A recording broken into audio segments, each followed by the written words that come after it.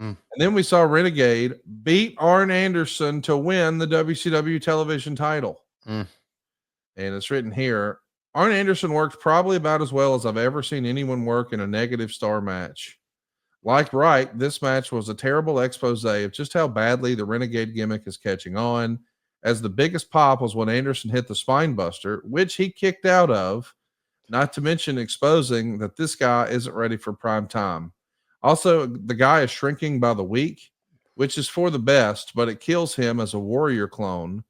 Renegade won with a splash off the top rope, negative quarter star. So this is where WCW is 1 year before the NWO. We know that we're going to see Kevin Nash powerbomb Eric Bischoff through the stage a year later. But in 1995, and we're not trying to speak ill of the dead here at all, but I am trying to learn. Were you aware at the time of, or I guess I should ask, were the boys sour on Renegade? Because it's not like he did anything wrong. I mean, I think from a political maneuvering standpoint, everyone could see that this was a Hogan request and a Hogan play. But I mean, listen, Renegade's the guy doing it. How was he treated by his peers? What do you remember about the Renegade? You can tell us, if anything. Well, I can remember he was treated fine, but I do know there was some heat because I think everybody kind of realized that he was brought in to be a warrior, maybe feed him to Hogan. Yes, correct. So I think there was some Heat heat on there. Hogan, but not heat on Renegade. Right. Exactly. And obviously there was some heat. The fact that, he worked another match I remember he worked was with Paul Orndorff at Bash at the Beach on the beach, Yes. if I recall. And so there was some heat with guys who could really work about having to, put him over in situations like this. And I think once again that heat goes back to Hogan. We've talked a little bit about the real life Richard Wilson. Unfortunately, he took his life when he was only 33 years old. Jesus. February 23rd, 1999, right there in Tony's hometown of Marietta, Georgia.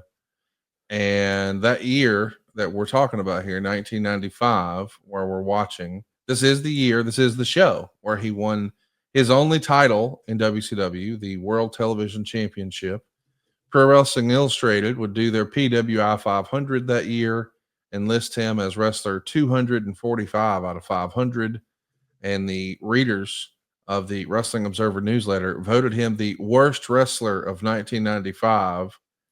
And I just take a look at all that, and I know that we've gotten better as a society in dealing with mental health and things like that. But as a reminder, I know people have a lot of fun dunking on the Renegade. I get it. It wasn't good. But as a reminder, Richard Wilson was a big wrestling fan who just wanted to be a part of the show. Right. And someone else hired him in WCW and someone else booked him in WCW to beat Arn Anderson and win the television title. And he's doing what he asked. And so I just want to remind everybody as they sort of dunk on the Renegade, most everyone listening to this would jump at the chance at one point in their life to be involved in the wrestling business. And, he had that opportunity. He took it. It didn't work out. And in the end, I think the universal reaction from the industry and the fans, it had to contribute. I mean, we're led to believe that it had to contribute to his mental health issues, right? Yeah, of course it did. And I think there's and it would be even worse now, wouldn't it? Mm-hmm. With social media, if he was, No doubt. I mean, and as we know, has been documented that social media has led to people offing themselves, especially on the teenage level. But it just goes back to this one thing: give people a freaking break. Yes. No, give them a break. They're all humans. Some people are not good humans. I was thinking about this yesterday, and I was thinking about this on the flight home from Mexico City when I was thinking about how wonderful the fans were. Yes. I was thinking there are good people everywhere, No good doubt. people, and there are lousy people everywhere, terrible people everywhere. and again, as I've said before, if you're a terrible person, you're probably on Twitter.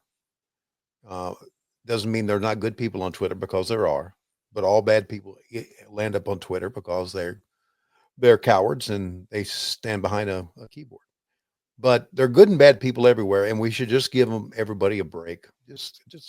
And that's what I try to do backstage. I give a lot of, as you know, and I learned this from you. The most fun you have in life is giving people shit.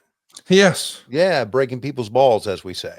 Mm-hmm. And I do that, but I genuinely like to be a good person backstage. Everybody, when they ask me in AEW, is there anybody backstage that you don't like?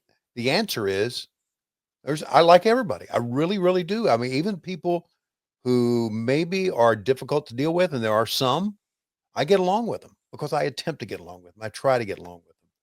I try to find something good about them. So just a cautionary tale that the Renegade is a part of.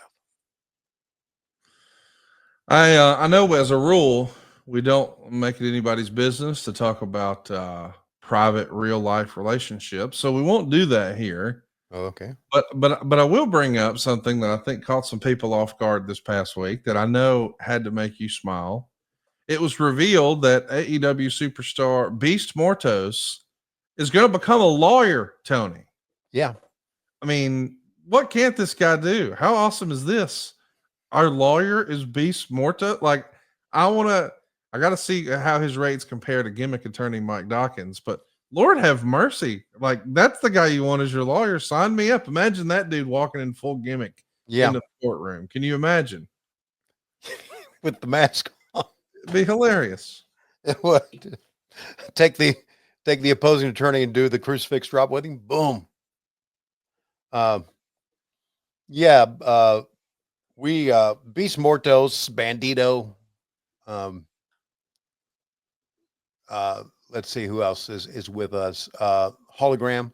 Those are all great kids that work for WCW. And by the way, Hologram is a luchador that is not a CMLL guy. He's the luchador that's an AEW guy that came in, and the fans kind of bought into him. So that was kind of a unique experience to see a luchador wrestle in Arena Mexico that was not CMLL, So anyway, yeah, but all those guys are good kids. They are all good guys and like it. Don't we all love summer vacation, relaxing, laying out by the pool, barbecues, hitting the beach, doing, well, nothing? Well, how about a summer vacation from your house payments? With SaveWithConrad.com, you can do just that. Reduce your monthly payments by making the equity you built up in your home work for you.